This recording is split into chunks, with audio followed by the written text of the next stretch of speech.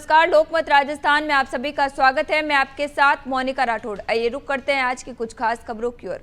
राष्ट्रपति ट्रंप से विवाद के बाद मस्क ने 5 जून को सोशल मीडिया एक्स पर एक पोल शेयर किया था। इस पोल में मस्क ने अमेरिका में एक नई राजनीतिक पार्टी बनाने को लेकर एक राय मांगी थी। इस पर 80.4% लोगों ने ही इसका जवाब दिया था। इस पोल के खत्म होने के बाद मस्क ने रिपोर्ट्स करते हुए लिखा कि द अमेरिकन पार्टी मस्क के संकेत के बाद माना जा रहा है कि वे अपनी पार्टी का नाम द अमेरिकन पार्टी रख सकते हैं। हालांकि मस्क ने अभी तक इसे लेकर कोई औपचारिक घोषणा नहीं की है। वहीं रूस के एक सांसद ने मस्क को राजनीतिक शरण देने की बात कही है।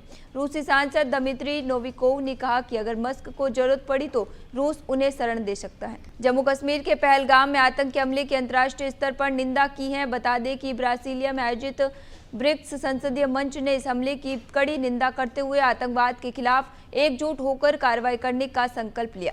यह पाकिस्तान के लिए एक बड़ा झटका साबित हुआ है, क्योंकि इसमें चीन के अलावा कई मुस्लिम देश भी शामिल हैं। ब्रिक्स संसदीय पैनल में चीन के अलावा कई मुस्लिम देश भी शामिल हैं। इस मंच में भारत, ब्राजील, रूस, चीन, दक्षिण अफ्रीका के साथ साथ ईरान, संयुक्त अरब अमीरात, मिस्र, इथियोपिया और इंडोनेशिया के प्रतिनिधि शामिल हुए। बैठक में भारत का नेतृत्व लोकसभा ओम बिरला ने किया। बता दें कि भारत ने ऑपरेशन सिंदूर के बाद सर्वदलीय प्रतिनिधिमंडल का दल दुनिया के अलग अलग देशों में भेजे हैं, जहां पाकिस्तान के आतंक को एक्सपोज करने की कोशिश की गई है। सिंधु जल संधि बहाल करने को लेकर पाकिस्तान ने अब तक भारत को 4 लेटर भेजे हैं। इन 4 लेटर में से एक ऑपरेशन सिंदूर के बाद भेजा गया है। जानकारी के अनुसार ये 4 पत्र पाकिस्तान के जल संसाधन मंत्रालय के सचिव सैयद अली मुर्तजा ने जल शक्ति मंत्रालय को भेजे थे। इसके बाद मंत्रालय ने उन्हें विदेश मंत्रालय को भेज दिया। 22 अप्रैल को पहलगाम में हुए आतंकी हमले के बाद भारत ने 1960 में पाकिस्तान के साथ हुई सिंधु जल संधि को स्थगित कर दिया था। इसके तहत सिंधु वाटर सिस्टम की 3 पूर्वी नदियों का पानी भारत इस्तेमाल करता है और बाकी 3 पश्चिमी नदियों के पानी पर पाकिस्तान को अधिकार दिया गया था। अब जल संधि स्थगित होने से पाकिस्तान में जल संकट मंडराने लगा है। बांग्लादेश में अप्रैल 2026 में आम चुनाव होंगे। अंतरिम सरकार में चीफ एडवाइजर मोहम्मद यूनुस ने शुक्रवार शाम इसका ऐलान किया। ईद से एक दिन पहले राष्ट्र के नाम संबोधन में यूनुस ने कहा कि अगला आम चुनाव अप्रैल 2026 के पहले पखवाड़े में होगा। इसके लिए चुनाव आयोग बाद में विस्तार से एक रोड मैप पेश करेगा। यूनुस ने बताया कि अगले साल तक चुनाव के लिए जरूरी सभी रिफॉर्म पूरे कर लिए जाएंगे। पिछले साल अगस्त में शेख हसीना के तख्ता पलट के बाद मोहम्मद यूनुस को अंतरिम सरकार का चीफ एडवाइजर बनाया गया था। बांग्लादेश के आर्मी चीफ जनरल ने 22 मई को सैन्य मुख्यालय में अधिकारियों को संबोधित किया था। इसी दौरान सेना और अंतरिम सरकार के बीच टकराव खुलकर सामने आया था।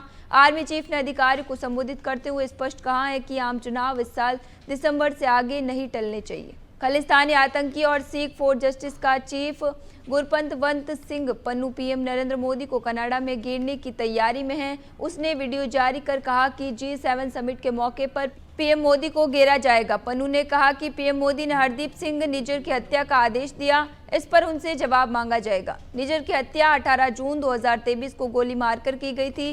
कनाडा ने अल्बर्टा प्रांत में 15 से 17 जून तक होने वाले G7 समिट में शामिल होने के लिए पीएम मोदी को न्योता भेजा है।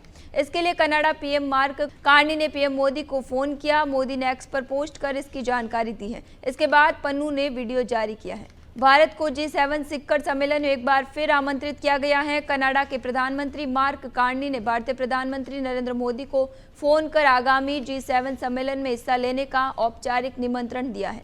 इस बार इस वैश्विक सम्मेलन की मेजबानी कनाडा कर रहा है। प्रधानमंत्री मोदी ने सोशल मीडिया प्लेटफॉर्म एक्स पर लिखा कि कनाडा के प्रधानमंत्री मार्क जे कार्नी से फोन पर बातचीत करके खुशी मिली। हाल ही में हुए चुनाव में उनकी जीत पर उन्हें बधाई दी और G7 शिखर सम्मेलन के लिए निमंत्रण देने पर आभार जताया। देश भर में आज ईद उल अजहा यानी बकरीद मनाई जा रही है। जम्मू कश्मीर से लेकर केरल तक लोगों ने मस्जिदों में नमाज अदा की। उत्तर प्रदेश में नमाज को लेकर प्रशासन और पुलिस अलर्ट मोड पर है। पुलिस मस्जिद और ईदगाह के पास ड्रोन से निगरानी कर रही है। पीएम मोदी ने ईद के मौके पर लोगों को बधाई दी। उन्होंने लिखा, ईद उल अजहा का ढेरों शुभकामनाएं। ये पावन अवसर हमारे समाज में सौहार्द और शांति के बंधन को और मजबूत करे। वहीं दूसरे सभी राज्यों में मस्जिदों में नमाज अदा की जा रही है। इसके साथ ही प्रशासन भी अलर्ट मोड पर देखा जा रहा है। देश के उत्तरी इलाकों में एक बार फिर गर्मी बढ़ सकती है। मौसम विभाग के मुताबिक राजस्थान, दिल्ली, हरियाणा, पंजाब, चंडीगढ़, उत्तर प्रदेश, मध्य प्रदेश, छत्तीसगढ़ और बिहार में अगले 2 दिन तापमान 5 डिग्री तक बढ़ेगा। साथ ही लू भी चल सकती है। वहीं 24 मई को केरल में एंट्री करने वाला मानसून 6 जून तक महाराष्ट्र के विदर्भ, दक्षिणी छत्तीसगढ़, ओडिशा और सिक्किम में रुका है। बिहार में प्री मानसून एक्टिविटीज जारी हैं। हालांकि भारतीय मौसम विभाग के मुताबिक बंगाल, बिहार में 10 जून तक मानसून पहुंच सकता है, लेकिन मध्य प्रदेश को 15 जून तक मानसून का इंतजार करना पड़ सकता है। फिलहाल के लिए इतना ही, फिर लौटेंगे एक नए सच के साथ। तब तक के लिए दीजिए इजाजत। नमस्कार।